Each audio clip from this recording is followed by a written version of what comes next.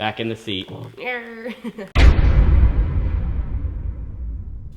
Hey guys, it's Carly here. Welcome back to update number 2 on how I've been and how I'm feeling and my progress from the accident that happened almost a month ago tomorrow at Cottage Grove Speedway. So to get in today's video, I just want to talk about the past week and a half from traveling all the way from Washington back down to Oregon, the whole Speedweek, and how I helped on our team, helping Tanner on his car, and just how I was able to help them. So we started at Skagit Speedway in Washington, and there's 2 nights there. They went very well. I was only really like a car cleaner, as you would say. I just kind of wiped down the car. I didn't lift anything, because I obviously can't lift anything over 10 pounds, so I can't do tires, nothing like that.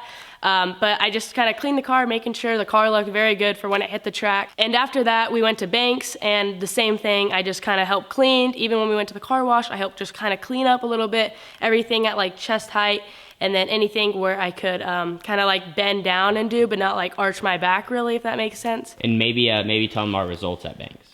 Oh yeah. And so with all my hard work cleaning the car, Tanner finally got the job done.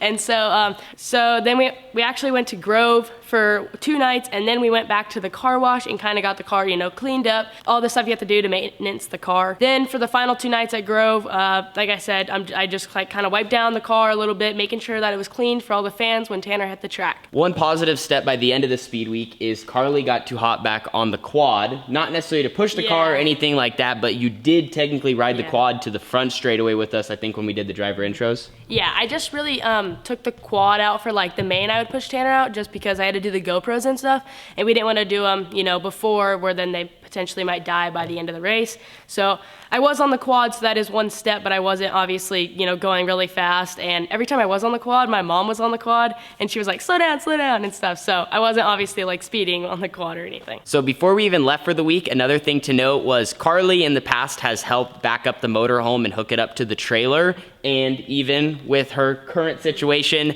she was still able to do that before we left from Southern Oregon to Skagit. Broken back still ain't stopping her.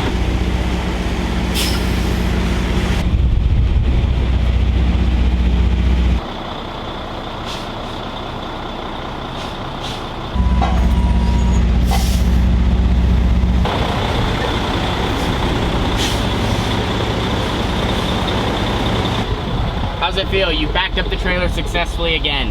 Good. Any more value to add? In the race car next week. You're not racing, yeah. Crazy. Carly's not racing next week, even though, poor Carly, she wants to race so bad, but part of life. She's doing good though. She was good before at backing up the rig, and as you can see, the talent is still there. So Speedweek went well. I was definitely ready to be home towards the end of it, just because I wasn't in a lot of pain or anything, but just, being gone for a week and a half, especially with my back hurt and stuff, where I can't do what I usually do, it was kind of getting irritating towards the end of it, but... And you don't have your own bed. Yeah, and that, so, but I was definitely glad to be back home by the end. So one of the first things that many people have been asking when they've been reaching out is your pain levels. How comfortable are you? How much pain are you in kind of throughout the week or throughout the day? Yeah, I wouldn't say I'm in like any pain at all. It's more of just like the feeling of a sore back, really. Or like, if you hurt your back, then you're like, oh, my back's sore. That's kind of just what it feels like. It's not like I have like a needle stabbing pain in certain areas. And like I was telling my mom earlier actually today, that the only time I really have pain, if I ever do, is when I wake up. Just from the rolling around and just not being able to get comfortable sometimes at night is really the only time that I ever have pain. The other thing I think we should also talk about is throughout the week, Carly had to walk up grandstands or, walk up small hills or just uneven ground. How are you now dealing with that? It wasn't too bad. I think at Skagit, you walk up a little hill to go to the grandstands. And so the hill didn't really bother me at all. The grandstands were the stands where they actually have stairs. That didn't bother me at all. Banks was a little bit harder just because I don't know how to even explain how the grandstands are there, but you have to like skip over, I don't know. There's no stairs. Yeah, there's no like walkway area, so I had to like hop over one, but I mean, it wasn't that bad. And then Grove wasn't really that bad. I just took step by step, I didn't like take step. I just did step. I don't know how to explain it, but yeah, so grandstands weren't really that bad. I would say Grove and Banks were probably the hardest grandstands to get into, but besides that, no pain, just like I said, sore when I was doing it. And the last thing to touch on, we did travel, and Carly said it wasn't much of an issue, but how did, describe kind of how we went about that so you were constantly comfortable, because, we obviously are going up and down the road, and in the Northwest, the roads aren't necessarily smooth.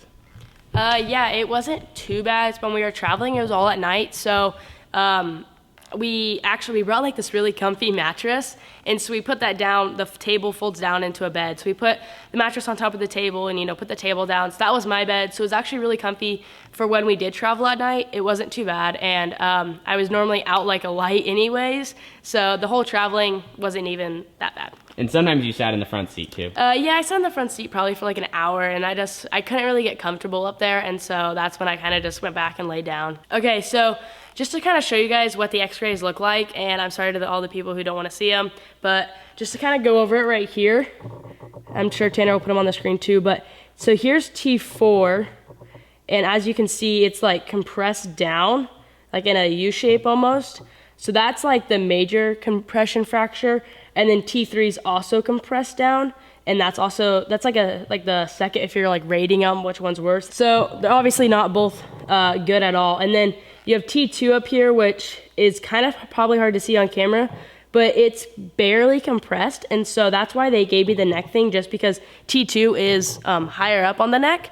So that's why they gave me the neck thing. And then this, I don't know if this is gonna be a better picture to show you, but T4 right here, and then T3's compressed, and then T2 just that slightly compressed right there. And then obviously spinal cord right here wasn't touched at all, which is very good, because spinal cord injuries are not good. They can paralyze you, and they can really hurt your body. The other thing to mention, you want to give a quick update on your lungs, because you had bruised lungs after the crash. Yeah, so lungs are good so far. They're not fully healed, which I'm not expecting them to be fully healed within a month or even 2 months.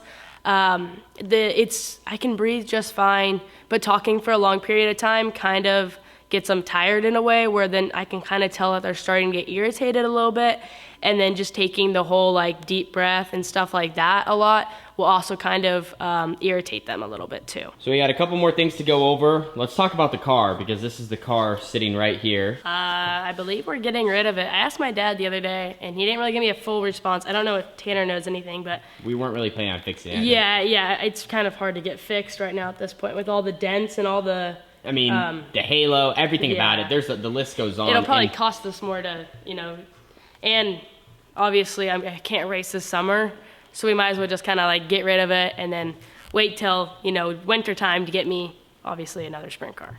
And I think it's also one of those deals, like, we just don't want this car, like, just because of the incident, just because, I think you know what I'm trying to get at. Like, we just don't want it anymore. It's like, you see the car and there's bad mojo or whatever you want to say. The other thing to talk about, when is your next appointment? So it'll be at the end of August, right after my birthday.